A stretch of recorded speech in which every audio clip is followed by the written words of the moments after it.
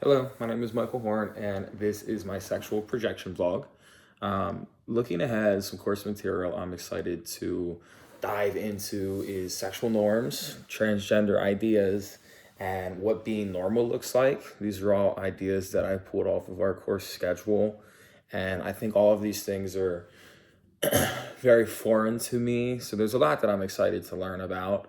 Um, and then coming to our next question, there's not much that I'm hesitant to learn about. I think just the idea of, I'd say, just sexual communication in general, walking in the door, I was hesitant. I had no idea because a lot of what we have already discussed, which is minimal, it's just stuff that I didn't talk about growing up.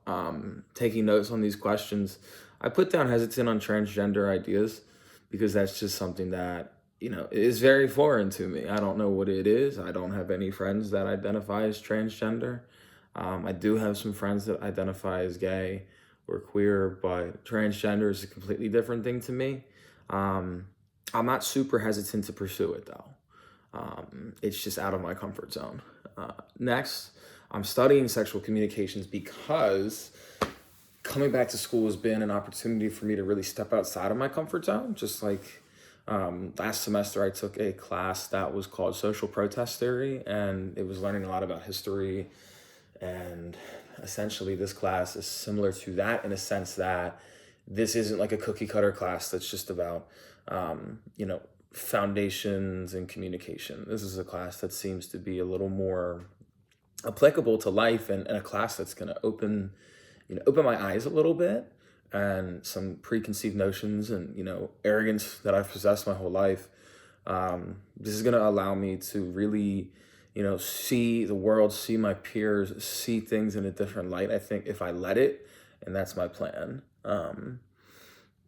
A a sexual norm that I have always heard or thought of is in regards to oral sex and how men will have oral sex performed on them more often than men performing oral sex on women. Um, I don't know. I think just, when you watch porn, that's a very common habit that you see on screen. And I think that ties more into like a dominance thing and just like we've learned a little bit in class already just about how, I guess not capitalism, but sex at times has been like a male dominated arena and how the females are meant to pleasure males. The last piece of sex advice that I heard was last time I got my blood work done, and everything came back clean, but I was living a very, very dirty life.